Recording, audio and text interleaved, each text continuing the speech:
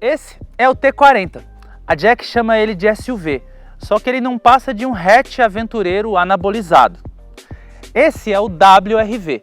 A Honda chama ele de SUV, só que ele é um crossover aventureiro derivado do Fit, que já foi considerado uma minivan. Ou seja, nenhum dos dois é um SUV, mas a gente quer falar para vocês qual deles é mais SUV.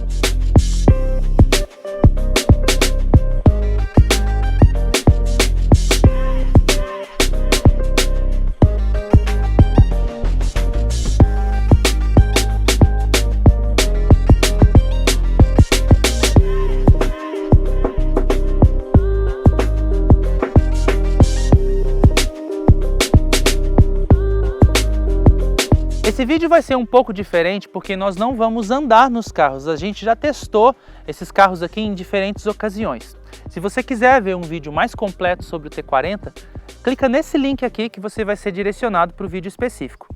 Já o WRV a gente testou mais de uma vez e em duas diferentes versões, que são as versões oferecidas. Se você quiser conhecer mais sobre essa versão aqui, que é a versão EX, clica naquele link ali. Nesse vídeo, a gente vai só apontar o que esses dois caras têm de melhor e de pior para o comprador típico de um SUV. Olha as chaves desse cara. Essa aqui é a chave do Jack. Essa aqui é a chave do Honda. Essa chave é mais estilosa, né? Olha que bonitinha. É porque o Jack Motors também é mais estiloso. Se você for parar para olhar aqui, ele é um hatch, mas na verdade é um hatch que parece que já nasceu assim. Você tem aqui na frente um conjunto óptico que é bem legal, bem interessante, bem harmonioso. Tem uma coisa que eu particularmente não gosto, é que tem cromado demais, mas meu, isso é tudo uma questão do gosto e o WRV também tem um cromadão gigantesco ali. Então a gente dá meio que um empate para os dois. Só que olha, esse cara aqui tem sensores na frente. Depois a gente vai falar sobre equipamentos, mas isso já começa a ser um diferencial. Se você for passar aqui para a lateral, você vai ver que as rodas são tão bonitas quanto as do Honda, mas ele tem um detalhe ali, ó, que são os calipers, né? Na verdade, as pinças de freio vermelhas. Isso dá um destaque para o carro também. Esse teto aqui é um diferencial e ao mesmo tempo é uma coisa estranha. Sabe por quê? Porque isso aqui não é uma pintura, isso aqui é uma plotagem. Mesmo assim, dá um efeito de SUV insuvizado no carro bem legal.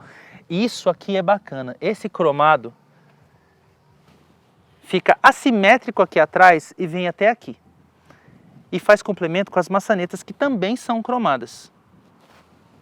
Aqui atrás você tem uma cara bem bonita. Isso aqui é meio que uma mistura, porque tem vários carros que já estão saindo com essa linha de lanternas traseiras. A gente tem o Argo, a gente tem o HB20, a gente tem um novo Sandero. E aqui, mesmo sendo um efeito parecido com o de outros carros, tem personalidade, não parece com nenhum necessariamente e dá, cara, um efeito muito parrudo para o carro. Isso, inclusive, essas linhas todas fazem o T40 parecer maior do que ele é. Nesse caso, ele acaba se destacando pelo design e pela originalidade, porque realmente ele não parece cópia de nenhum outro carro. Já o WRV é controverso. A gente vai começar falando ao contrário, vamos começar falando da traseira.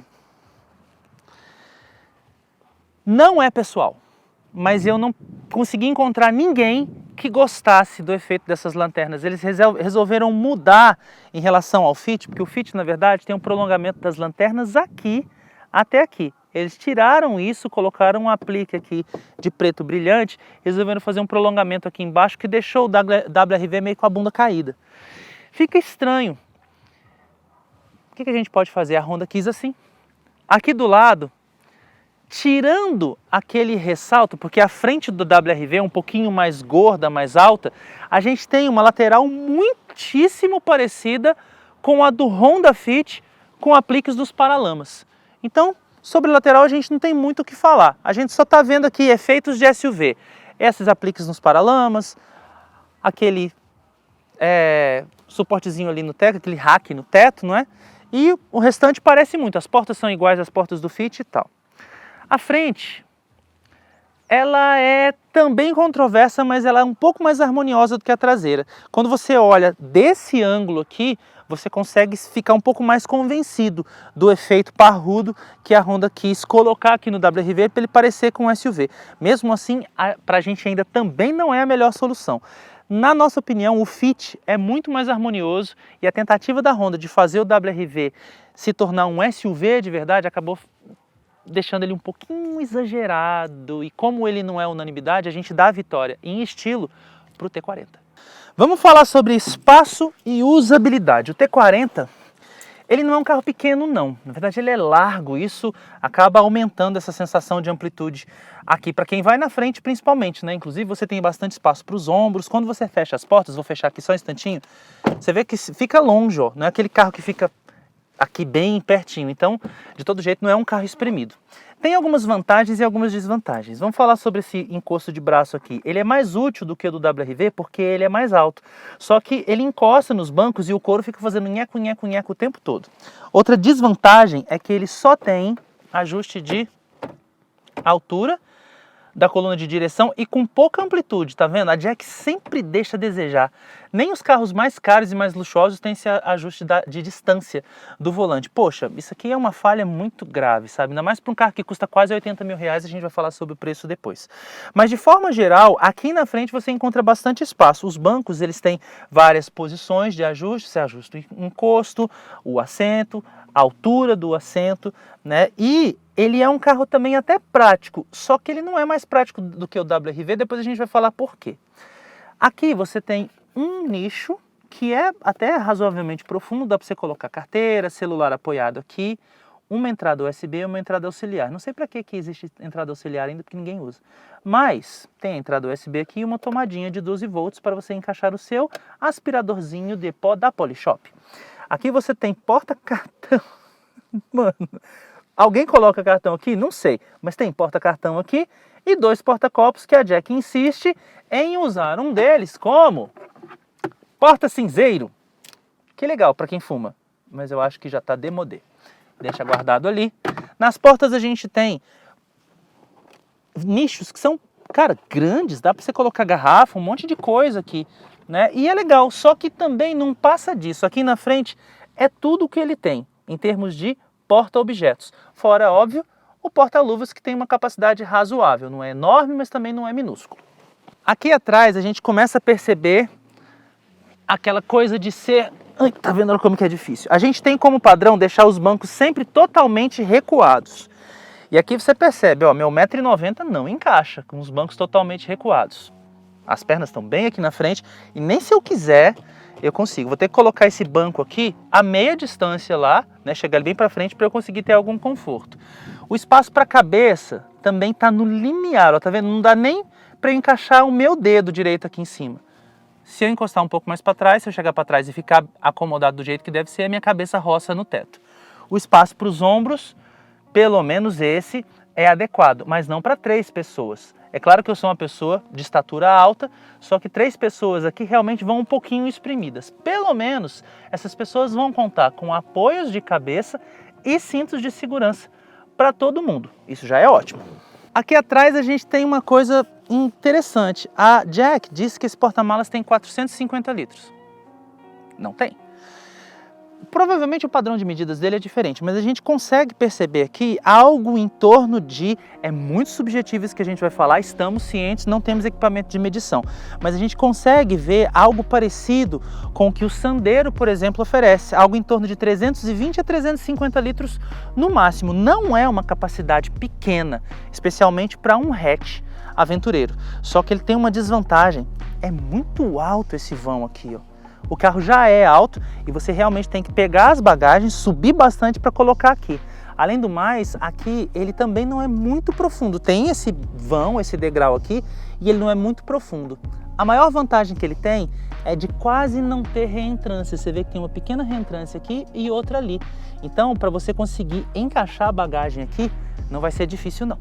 Falar do WRV é a mesma coisa de falar do Honda Fit. A gente tem um carro ultra versátil, espaçoso, Uma pequena desvantagem em relação ao T40, no que diz respeito ao espaço para as pernas. Para você ter um bom aproveitamento aqui do banco de trás, eles chegaram os bancos um pouco para frente, então o ajuste de distância é limitante, ó, tá vendo? Você vai só até aqui e suas pernas não ficam esticadas de jeito nenhum. Eu com meu 1,90 m não vou encontrar nem uma boa acomodação aqui no descanso do pé.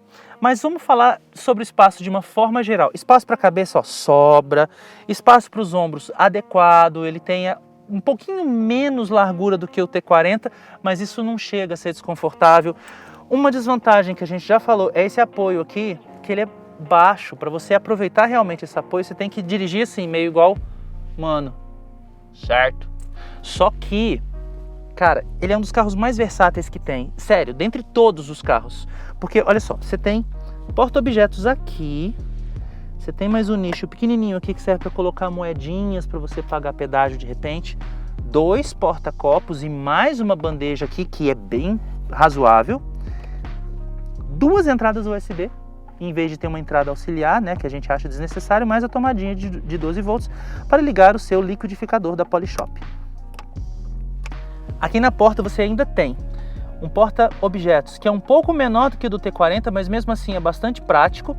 E do lado de cá, talvez o Rodrigo vai ter que fazer um exercício aqui, tem uma coisa que eu acho fantástica. Esse porta-garrafinhas aqui, que fica bem na direção do difusor do ar-condicionado, serve para deixar a sua bebidinha geladinha enquanto você dirige e não atrapalha em nada absolutamente a visibilidade. Só que, em termos de ergonomia, apesar dele ter um pouquinho menos de espaço para as pernas, ele tem uma enorme vantagem. Aliás, a gente acha que todo carro deveria ter isso. Ajuste de altura com mais amplitude e distância da coluna de direção, que o T40 não tem, infelizmente. Passando aqui para trás, aí a gente consegue perceber a questão da versatilidade e praticidade. Olha o espaço para as pernas.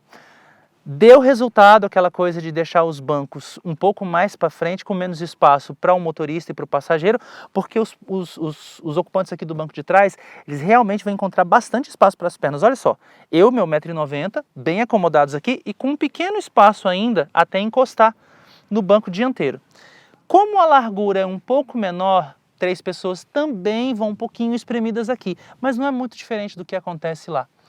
Da mesma forma que acontece lá, você tem encostos de cabeça e cintos de segurança de 3 pontos para todo mundo. Além, é claro, de você ter porta-objetos bem profundos também para você colocar garrafas aqui nas portas. Esse porta-malas aqui, tanto na teoria quanto na prática, visualmente é maior do que aquele porta-malas ali. Se ali a gente vê uma capacidade aproximada de 300, 320 litros, aqui de fato você tem mais de 350 litros. E como se não bastasse, esse carro aqui, assim como o Honda Fit, assim como o HR-V, todos são carros derivados da mesma plataforma, eles contam com o sistema Magic Seat, que deitam os bancos e permitem várias posições para você acomodar também vários tipos de bagagens. Vamos falar agora sobre equipamentos e acabamento geral. É muito difícil dar a vitória para o WR-V nesse aspecto, porque a Jack está se superando cada dia mais.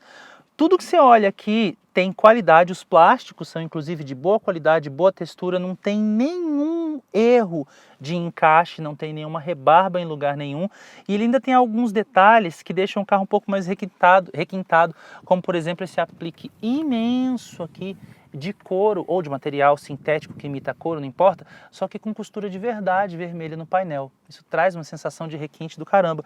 O volante é muito bonito. O senhor Sérgio Habib costuma dizer nas suas preleções maravilhosas que volantes custam caro. Esse aqui deve ter custado bem caro, porque ele é bonito, tem costura vermelha aqui no couro e ele ainda é multifuncional. Tem praticamente todas as funções básicas que você mais acessa, como, por exemplo, o controle de velocidade, como enfim, controles aqui da central multimídia. Vamos falar da central multimídia?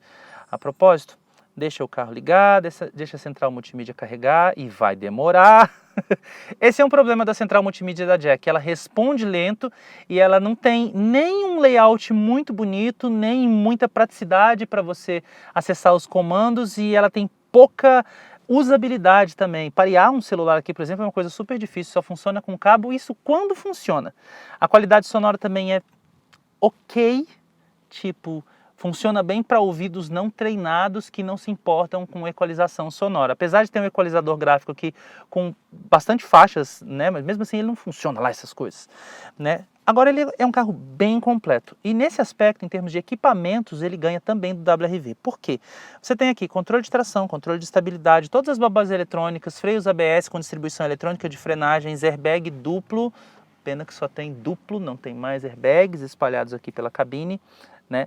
Você tem aqui, ó, o botãozinho para você desativar o controle de tração, né? Você tem esse botãozinho aqui que serve para você deixar o câmbio numa configuração que seja mais adequada para enfrentar terrenos escorregadios, né? E você tem, além de tudo que você espera de um carro desse segmento.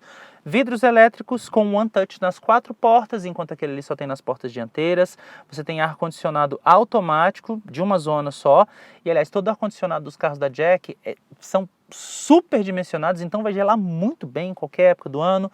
Retrovisores elétricos, enfim, faróis de neblina, faróis de milha, tudo que você espera está aqui, né?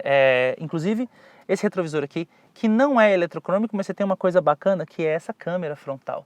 Todo T40 tem uma câmera frontal para você registrar acidentes de trânsito e postar no YouTube. Ah, e antes da gente ir lá pro WRV, eu esqueci de falar de uma coisa.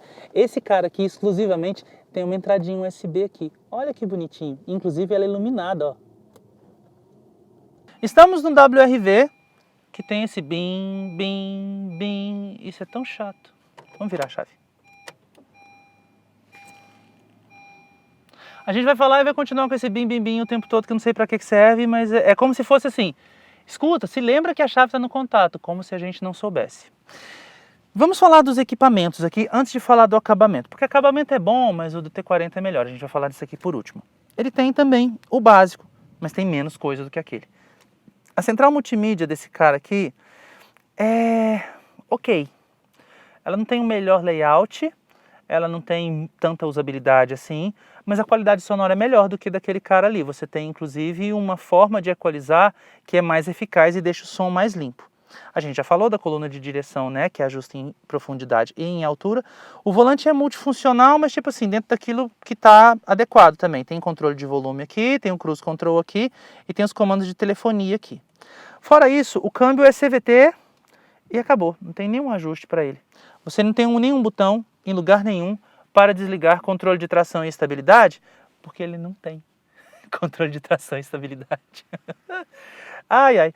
Mas ele tem um ar-condicionado automático também, que bacana, de uma zona só que ele é mais bonito, ó, tá vendo?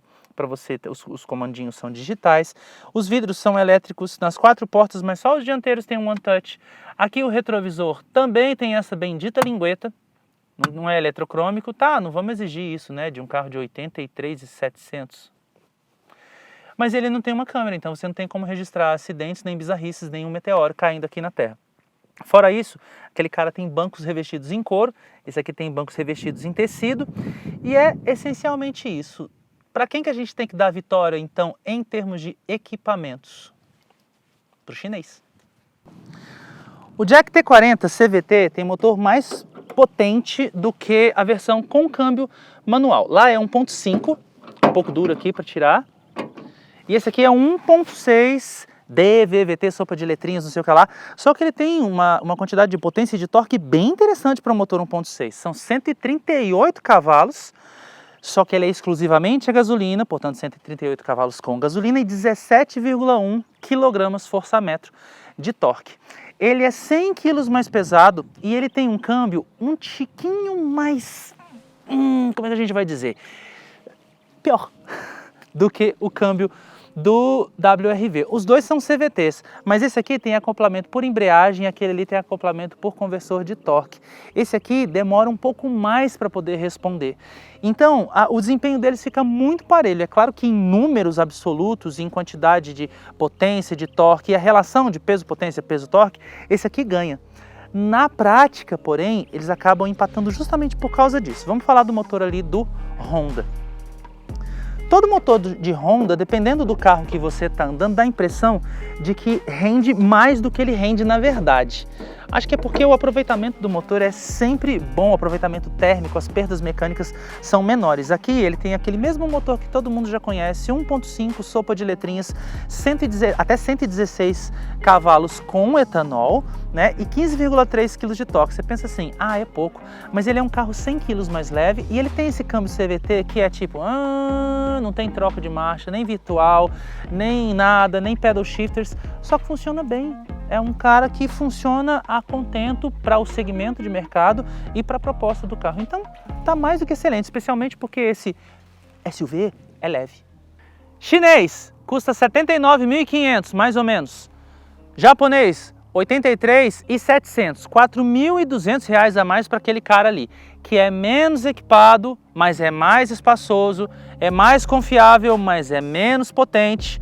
Para quem que você dá o seu voto? A gente não pode avaliar gosto, a gente não pode avaliar liquidez, porque cada pessoa sabe o que compra. Fato é que aquele cara ali é melhor moeda. Então, se você comprar esse carro, você vai estar mais bem assistido, vai ter uma rede de assistência muito maior, com excelente atendimento e vai ser mais fácil de revender. Se você tiver esse cara aqui, comprar esse cara, você pode ter um produto melhor se você estiver procurando mais equipamentos, mais desempenho e mais estilo. Na verdade, a gente resolveu dar vitória ou derrota para um desses caras aqui só para poder falar de fato como produtos, o que eles têm de melhor e de pior, como a gente falou no começo do vídeo, para quem está procurando um SUV. Mas a decisão de compra é sempre sua e a gente espera ter ajudado você nessa sua decisão.